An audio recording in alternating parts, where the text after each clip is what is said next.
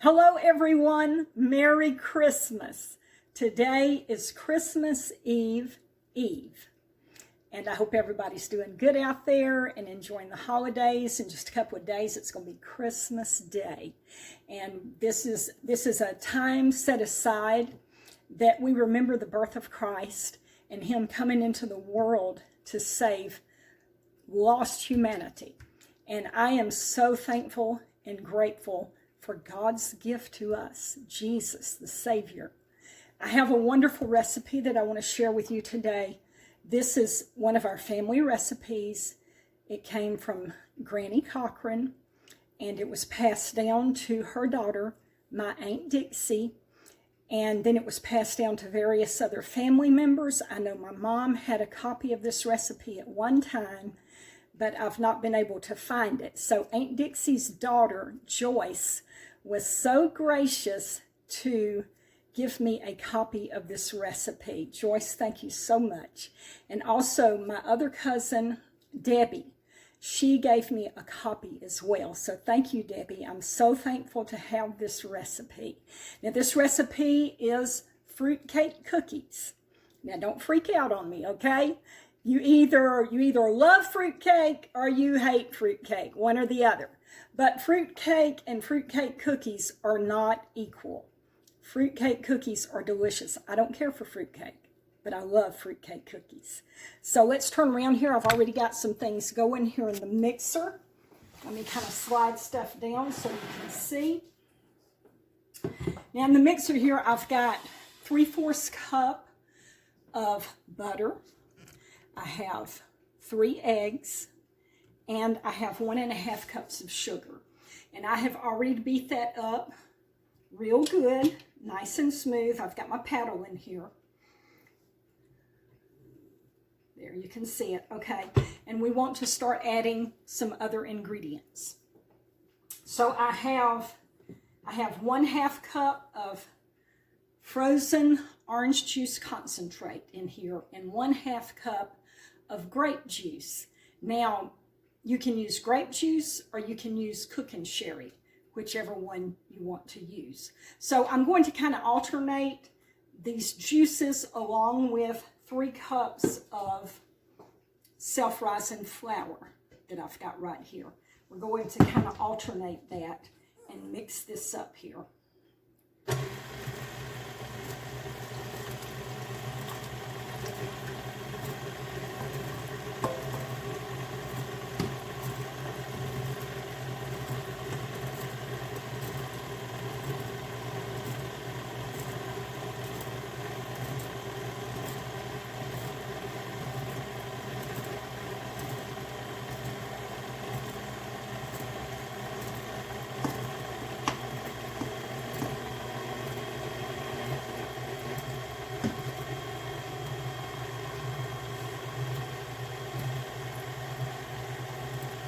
Kind of swishing this around to get this last of it up out of the bottom of this bowl. I'm going to pour it in here. I'm going to have to scrape this bowl out.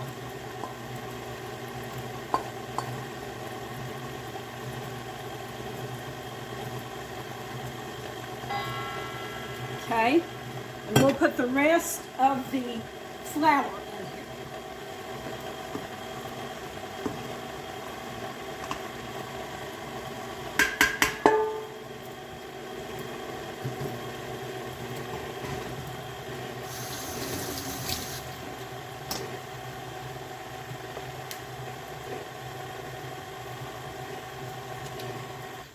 All right, let me scrape the sides and the bottom to make sure that we're getting everything mixed up good here. Now my brothers, when they find out, they don't know I'm making these fruitcake cookies. But when they come over Christmas Day and they find out I've got these fruitcake cookies made, they are going to be some happy guys. Okay, let me get this flour. Kind of get this off of the beater here and down in the bowl where it'll mix up good. Okay.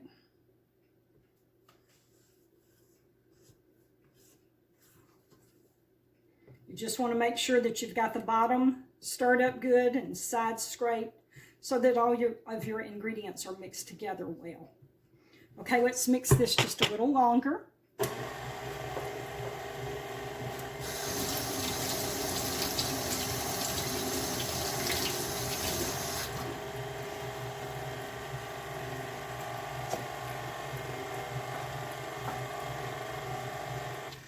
Okay, now I forgot to mix my spices with my flour, so I'm going to have to pour it in now. I have 1 teaspoon of ground cloves, 1 teaspoon of ground allspice, and 1 teaspoon of ground cinnamon. So let me put that in there. Let's let that mix up good in there.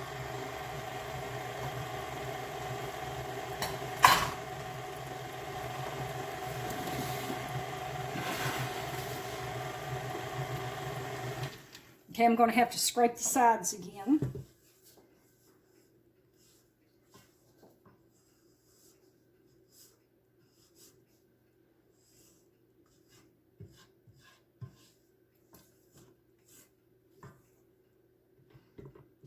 Now, I have never made this recipe before, and so I am just really excited to be making this old family recipe.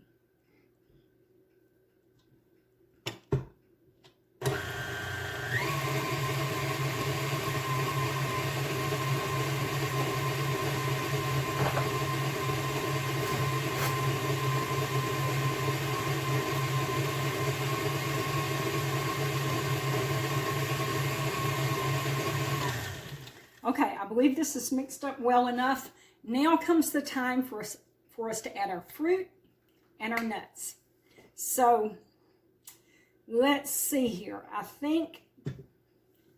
don't know if I can mix the fruit in here with this beater or not.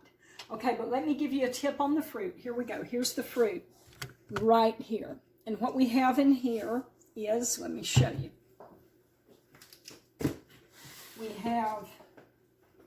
We've got 8 ounces of green cherries and 8 ounces of red cherries, which this is 16 ounces, but I only used half of it. So that's 8 ounces of red cherries, and then 16 ounces of pineapple, the candied pineapple. That's our fruit that we have in this bowl. And you need to dice it up, and that takes a little time to dice this up. So it is a little time consuming to prep your candied fruit, and also then you've got to have 2.5 cups of broken pecans. So all of that takes a little time, but it's well worth it. And I want to give you a Dixie tip. And the reason I call it a Dixie tip is because this is a tip that Aunt Dixie gave Joyce concerning the fruit here. And she said that to take some of your flour from your 3 cups of flour and sprinkle it on your fruit and mix it in with your fruit, and that will help your fruit not to stick together so badly. So that's a Dixie tip. And that's not the first Dixie tip that I've ever had from Aunt Dixie. She gave me a tip on pralines too.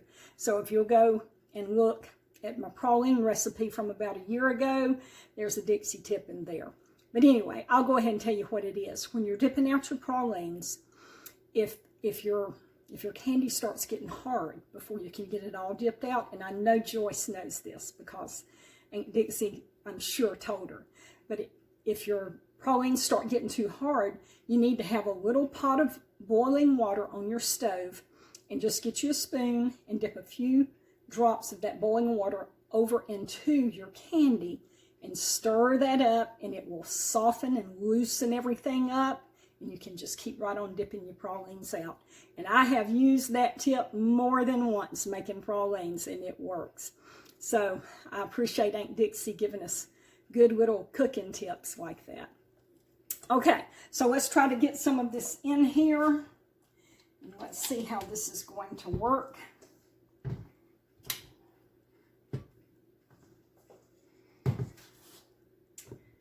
Have to move this paddle out of the way to get this in here. Okay, here we go. And this is going to make a pile of fruitcake cookies, like you cannot believe.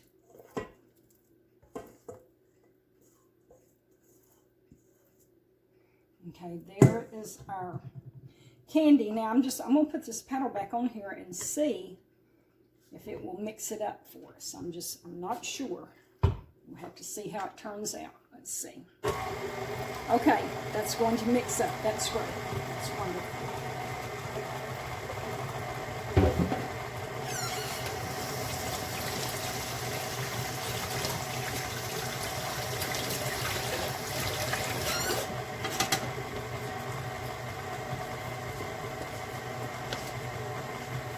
All right, we've got our fruit mixed up. Oh, you can't see what I'm doing. I'm sorry. Let's get around here. Okay, we've got our fruit mixed up in here. Now we've got 2½ cups of pecans. And we put that in here, and let's see if this mixer will mix these pecans up in here without making a terrible mess. I have to kind of play with it a little bit.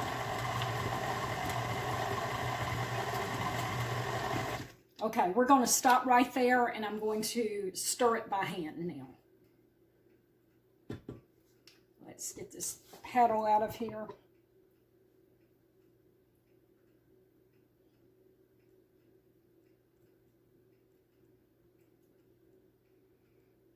Get all the good stuff off of this paddle. Don't want to throw none of it away. Okay.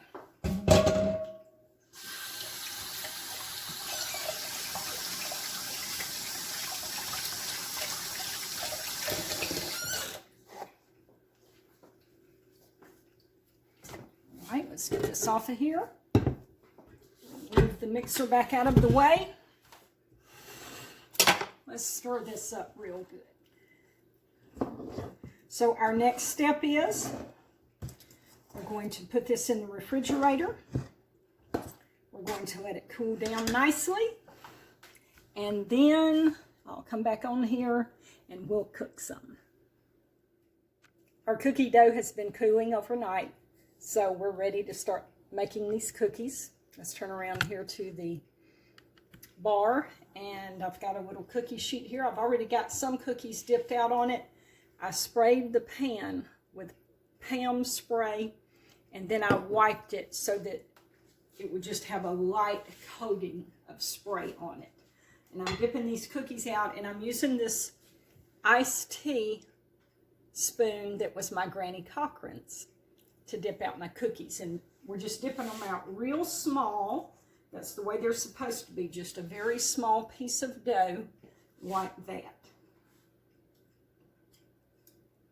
And I've got my oven preheated to 350 degrees, and the instructions say to cook these cookies for 10 to 15 minutes. So just however done you want them, that's how long you need to cook them. And I like mine nice and brown and crunchy. Okay, we've almost got this. There's the last little cookie. We're going to stick these in our oven. Let's turn around here to the double ovens. All right, here we go.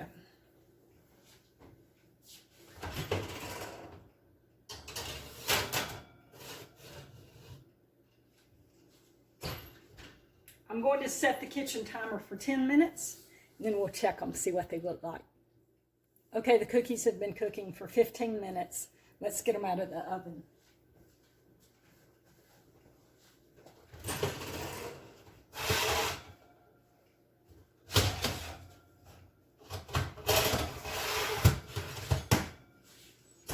Okay, here we go. Here's what they look like.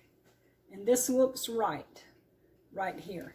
Now, I had to make a few adjustments on the ingredients, and I'll tell you about that.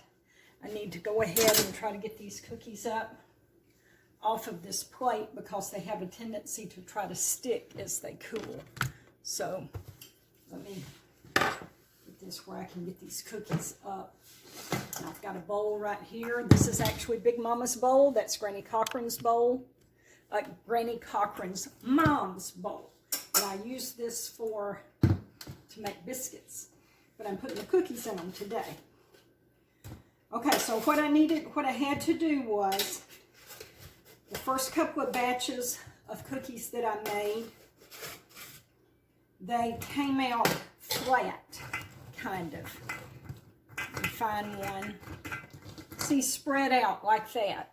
And that's not the way Granny's fruitcake cookies were. They were like this. And another name for them is called Christmas rocks. And I guess because they look kind of like a rock, maybe. But anyway, so what I had to do was, I was dipping out too big of a spoonful of dough for the cookies. That was one thing that was wrong. I had to dip out a much smaller spoonful of dough. And then the other problem was that my dough was not stiff enough. You know, when I was putting all the ingredients together, I used some of the flour, some of the 3 cups of self-rising flour. I used a little bit of that to mix with the chopped fruit to help the fruit not be so sticky, the Dixie tip that I told you about. Okay, I think I made a mistake there. I shouldn't have used some of the 3 cups of flour. I should have just gotten some more flour out of my flour canister and sprinkled it on there. So what I ended up having to do was add some extra flour to my dough for it to be stiff enough, and I had to dip out very small spoonfuls of dough so that I would come out with these little small cookies like this. But I got it together, got it figured out, and now we have our fruitcake cookies, or you can call them Christmas rocks. So thank you to my first cousins for sending me the recipe, and y'all all have a Merry Christmas.